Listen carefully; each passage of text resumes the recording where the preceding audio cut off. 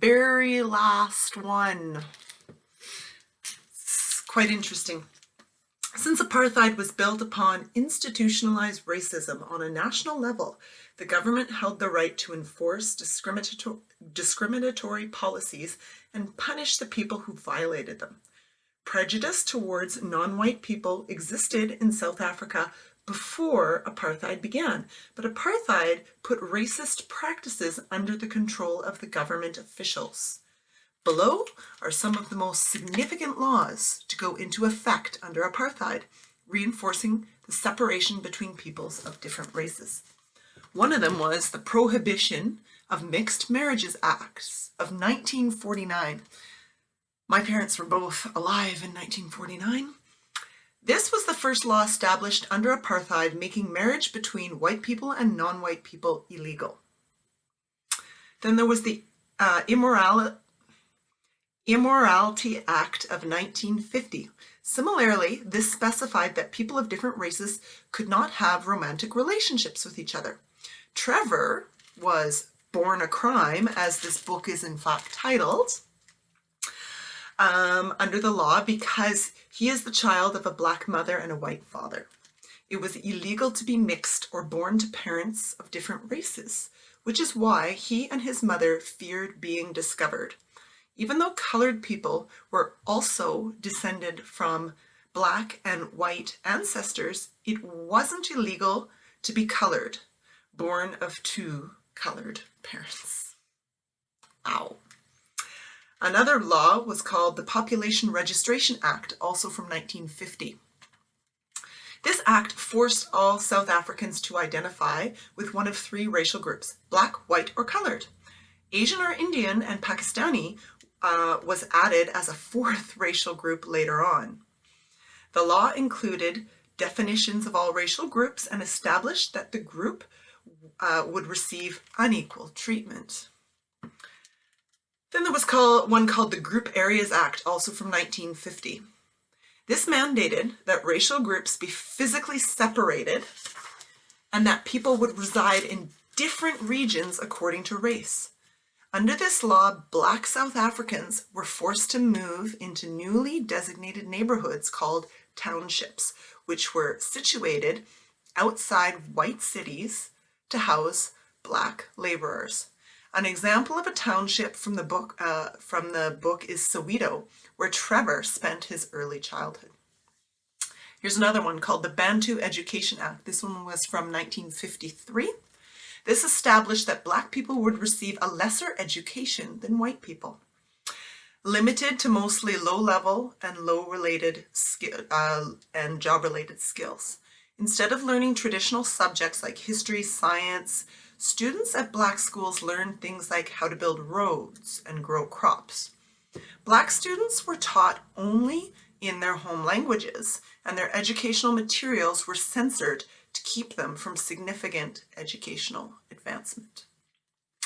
Here's another one called the Promotion of Bantu Self-Government Act of 1959. This ordered black populations to relocate from their homes to homelands, semi-sovereign territories far removed from white regions. The intent of this law was to systematically remove all black people from South Africa and have them live in areas that were considered outside the country. The homelands did not have nearly enough land to accommodate all the black people of South Africa, and they often did not supply basic amenities like running water or electricity. An example of a homeland from Trevor's book is I'm going to get this wrong, Gawani, I think, which his mother listed in his birth certificate to avoid raising suspicion. In combination with each other, apartheid laws were designed to prevent blacks from advancing, putting restrictions on their residents' education, and even the ability to travel freely. Under these laws, black people were uprooted from their homes and confined to regions with scarce resources, and they had limited permission to leave. While whites went to traditional schools with standard subjects, blacks were repressed with a subpar education and allowed to work only minimal jobs. Blacks were further controlled by strict curfews and pass laws, which required them to travel with proper documentation. The police often relied on spies to alert them of misbehavior, and even minor infractions could lead to jail time. Based on the sustained mistreatment of non-white South Africans under apartheid, opposition intensified over time, both from marginalized groups within the country and from concerned parties all around the world. One of the main groups acting against the National Party in South Africa was the African National Congress, or ANC. The ANC was a predominantly black political group and liberation movement that organized itself around the ideals of representation and equal rights for African people of all races. It remains the dominant political party in South Africa today. Some of the ANC's biggest initiatives include the Program of Action, which called for nonviolent protest to combat apartheid, and the Defiance Campaign, which was launched with the other protest groups to overwhelm the apartheid system through organized resistance. With involvement from many organizations in South Africa, this campaign encouraged non-white people to purposely break the law in order to overcrowd jails and break the system.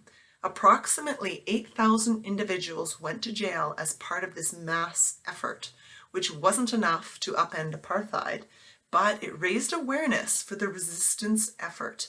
It mobilized an enormous group of people and brought the anti-apartheid cause to the attention of the international community. In the late 1950s, protesters began to shift to more aggressive shows of opposition, and tensions grew between the protesters and the South African government.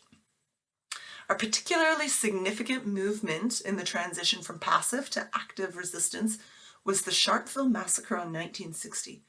Thousands of unarmed protesters gathered at a police station in the township of Sharpeville to protest pass laws, and police opened fire at the crowd, killing 69 people. The uproar following this event, killing 69. The uproar following this event marked a turning point in the anti-apartheid movement, fueling intense political action within South Africa. One of the most important political leaders at this time was Nelson Mandela, a dynamic revolutionary figure who was an integral member of the ANC and who would later help negotiate the end of apartheid. Mandela joined the ANC in 1944, quickly demonstrating his commitment to gaining freedom for non-white South Africans. While Mandela initially favored nonviolence, the events at Sharpeville made him realize that passive protest was not making enough of a difference. As a result, he founded a new militant group within the ANC called Umkhonto we Sizwe, which translates to Spear of the Nation. Mandela's resistance efforts and opposition to the government led to his arrest in 1962. He spent 27 years in prison. In addition to igniting protest within the country, the Sharpeville massacre also fundamentally altered the world's regard for South Africa.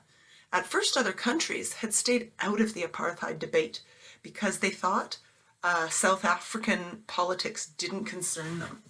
But events like Sharpeville made it increasingly obvious that apartheid attacked basic human rights and demanded global action, especially following World War II. The world knew the horrors that resulted from untamed racism, so criticism mounted as other nations realized the magnitude of apartheid. The United Nations in particular tried to use their influence to end apartheid. The subject was raised for discussion in the UN soon after its conception, especially for the mistreatment of Indian people, as it continued to be brought up for decades for its racist policies. After the Sharpeville massacre, the UN pressured the South African government to get rid of the apartheid system. The South African government did not concede, instead banning prominent political protest groups like the ANC. The UN moved to expel South Africa from the organization due to human rights violations, even making a special committee against apartheid. But their motions were not successful because they couldn't get the support of all the countries. The UN then tried to compel South Africa to end apartheid by imposing economic sanctions. That's a penalty. But these measures, again, were not entirely effective because of the resistance from countries like the United States and the United Kingdom. It was a complicated situation because these nations didn't want to entirely cut trade with South Africa and ruin their business relationship, even though they criticized their racist practices. Individual countries also began taking action to protest apartheid. Foreign governments tried to motivate South Africa to dismantle the system by imposing their own financial penalties on South African government. Countries boycotted South African goods, culture, and sports, bringing greater awareness of apartheid around the world and disrupting everyday life in South Africa. In an especially bold show of international protest, South Africa was excluded from the Olympic Games in 1964, and they were not allowed to compete again in the Olympics until 1992 in Barcelona. Wow. I remember the 1992 Olympics in Barcelona. A lot of Victoria's City athletes went there and did really well. South Africa tried to improve relations with other countries at this point, but global opinion did not improve. The South African government allowed limited numbers of Black people to work basic skilled jobs, which had previously been reserved for white people. And they newly allowed multi-ethnic sports teams to compete with other countries. Still, isolation of South Africa grew as the rest of the world continued to condemn their behavior and avoid interaction with them. In light of the deteriorating system, President Frederick Wilhelm de Klerk, who came to power for the National Party in 1989, realized that the system was unsustainable, and he initiated negotiations to bring it to an end. As part of de Klerk's efforts to reach peace, Nelson Mandela was released from prison in 1990. Mandela and de Klerk cooperated in further peacemaking negotiations to officially dismantle apartheid in 1991, so I would have been your age. For their prolonged efforts to end the regime, they were jointly awarded the Nobel Peace Prize in 1993. Even though apartheid was officially over when Trevor Noah was still young, he was 5 years old when Mandela was released from prison, he emphasized that violence and political unrest continued throughout his childhood. The shift from apartheid to democracy wasn't simple, as factions within the Black community clashed with each other to take control of the country. And much of daily life continued to reflect aspects of apartheid. Black people still lived in homelands and townships, only gradually integrating into white suburbs, and schools still reflected racial divides. In a show of forward progress, South Africa held its first multiracial democratic election in 1994. I was in grade 11 in 1994. People of all color could vote. Nelson Mandela was elected the first Black president of South Africa. To address the lingering effects of apartheid, Mandela spent much of his presidency trying to break down the system's legacy. One of his major actions was to form the Truth and Reconciliation Commission, whose aim was to retroactively assess crimes of apartheid and grant justice to victims of human rights abuses. As a result of Mandela's leadership, the quality of life improved gently for non-white South Africans.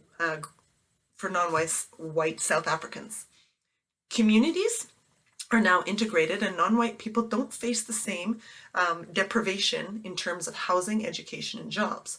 While progress has been made to reverse discriminatory policies, however, racial inequalities and prejudice attitudes continue in South Africa today.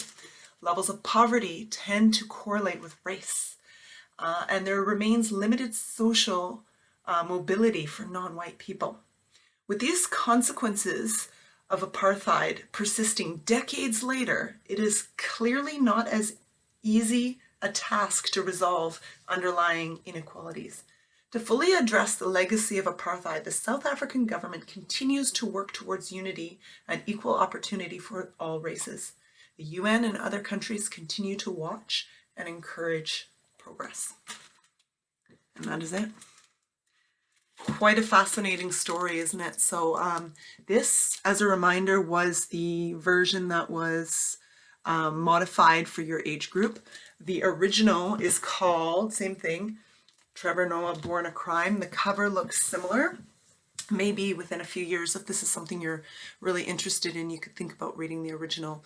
Obviously, you've got the background on it. Just bear in mind that it might be emotionally something a little bit difficult to read, just because you're going to get a little bit more detail probably than what you had here.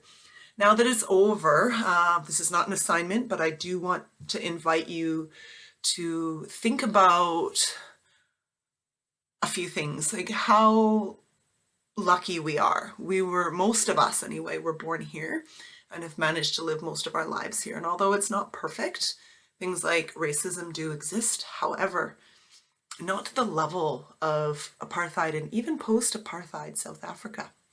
So after reading this, I did a lot of reflection, and what I am grateful for is, first of all, our policing system. I know it's been under fire lately and it shouldn't be.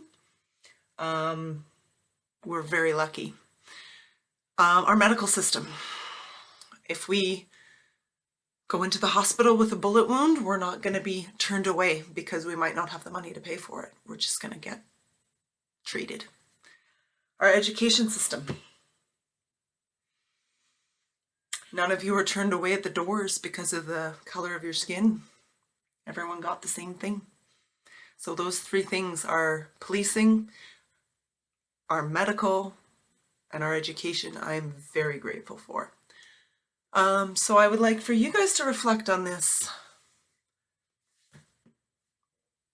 See you later.